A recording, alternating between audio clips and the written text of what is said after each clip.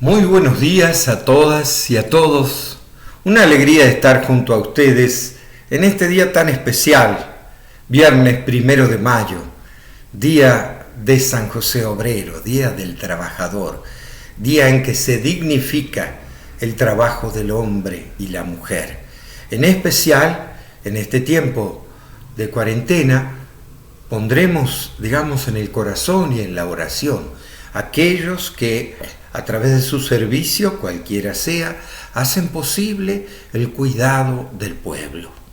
Pero también, como San José, a todos los trabajadores y trabajadoras que se esfuerzan diariamente por transformar el mundo para poder hacer un mundo nuevo.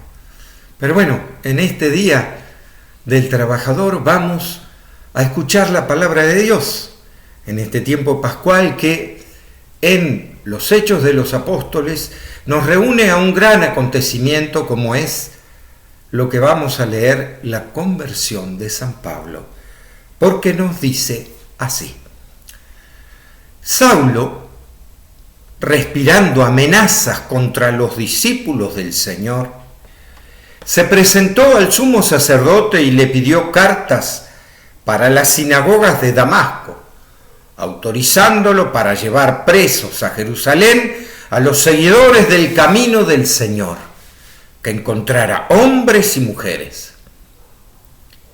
Iba de camino ya cerca de Damasco, cuando de repente lo deslumbró una luz que venía del cielo, y cayó en tierra y oyó una voz que le decía: Saulo, Saulo, ¿por qué me persigues?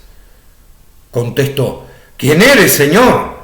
Le dijo: soy Jesús, al que tú persigues. Ahora levántate, entra en la ciudad y allí te dirán lo que debes hacer. Los acompañantes se detuvieron mudos, porque oían la voz, pero no veían a nadie. Saulo se levantó del suelo y al abrir los ojos no veía. Lo tomaron de la mano y lo hicieron entrar en Damasco, donde estuvo 3 días ciego, sin comer ni beber.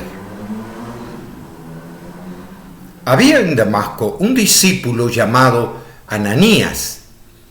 En una visión le dijo el Señor: Ananías. Respondió: aquí me tienes, Señor. Y el Señor le dijo: encamínate a la calle mayor y pregunta en la casa de Judas por un tal Saulo de Tarso. Lo encontrarás orando. En una visión Saulo contemplaba a un tal Ananías, que entraba y le imponía las manos, y en ese momento recobraba la vista. Ananías respondió: Señor, he oído a muchos hablar de ese hombre y contar todo el daño que ha hecho a los consagrados de Jerusalén. Ahora está autorizado por los sumos sacerdotes para arrestar a los que invocan tu nombre. El Señor le contestó: ve, que ese es mi instrumento elegido para difundir mi nombre entre paganos, reyes e israelitas. Yo le mostraré lo que tiene que sufrir por mi nombre. Salió Ananías, entró en la casa y le impuso las manos diciendo: Saulo, hermano, me envía el Señor Jesús, el que se te apareció cuando venías por el camino, para que recobres la vista y te llenes del Espíritu Santo. Al instante se le cayeron de los ojos como unas escamas y recobró la vista. Se levantó, se bautizó, comió y recobró las fuerzas. Y se quedó unos días con los discípulos de Damasco. Muy pronto se puso a proclamar en las sinagogas que Jesús era el Hijo de Dios. Esto es palabra de Dios. Gloria a ti, Señor Jesús. Ciertamente que este relato es uno de los relatos más fuertes de los Hechos de los Apóstoles, cuando nacen las primeras comunidades cristianas. ¿Y por qué? Porque esta conversión es muy fuerte, muy radical. Pensemos que en realidad tanto los discípulos como los apóstoles en el fondo hicieron su proceso con Jesús. Hasta el mismo Pedro, que lo traiciona negándolo, pero que después se arrepiente y reconoce a Jesús resucitado. Pero bueno, ya llevaba una historia y un camino con él. Pero este Saulo de Tarso, al contrario, era formado en teología como fariseo, más tarde dirá de la escuela de Gamaliel, el personaje ese que habíamos escuchado en el Sanedrín el otro día, que deja a los apóstoles libres, pero que en realidad marca un rumbo, una profundidad de estudio de la Torá, de las Sagradas Escrituras, en especialmente el espíritu fariseo. En el comienzo, justamente, del nacimiento de esta fe, de todos estos discípulos de Jesús, él con vehemencia se pone a atacarlos. Y está relatado históricamente que estaba en la ejecución del primer mártir Esteban.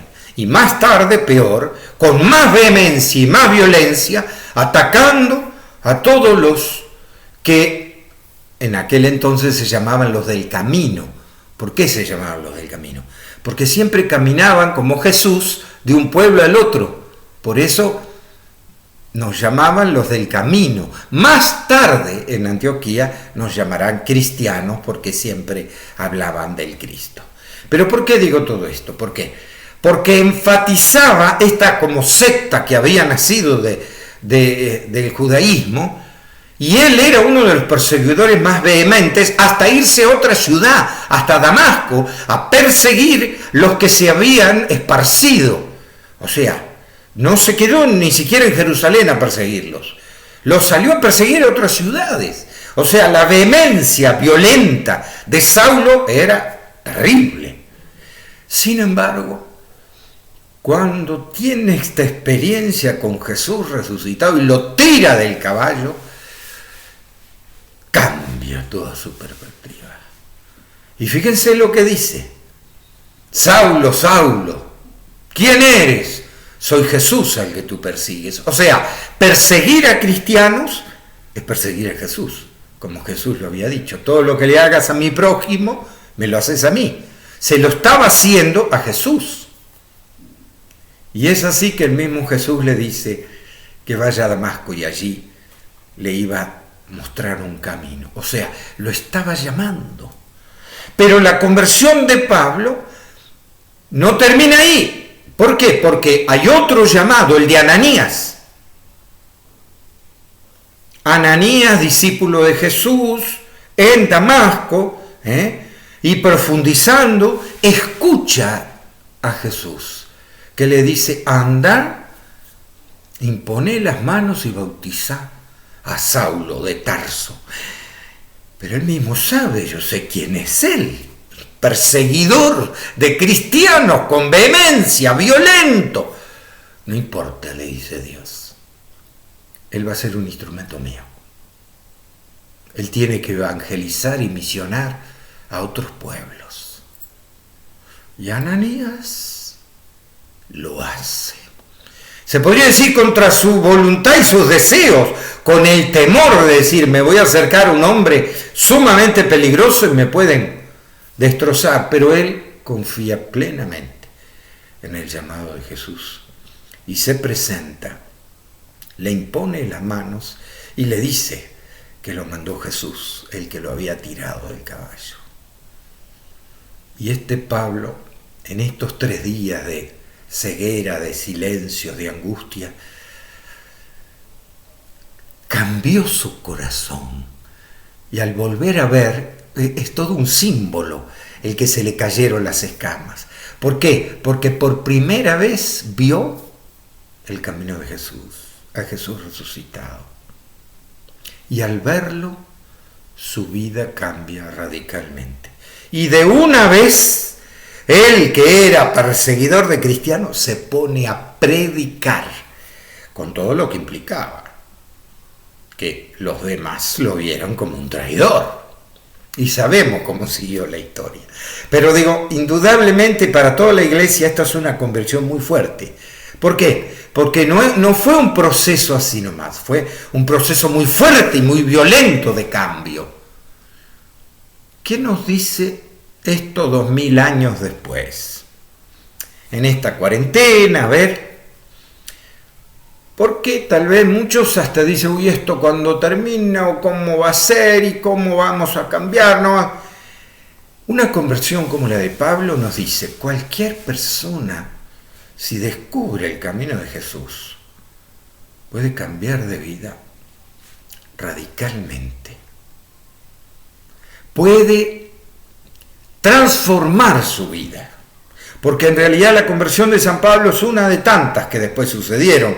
Acordémonos de San Agustín y Santa Mónica también. San Agustín, que hizo cualquier desastre, y su mamá siempre rezaba por su hijo, rezaba, hasta que de golpe San Agustín cambia de vida, como Pablo, y se vuelve un misionero de Jesús.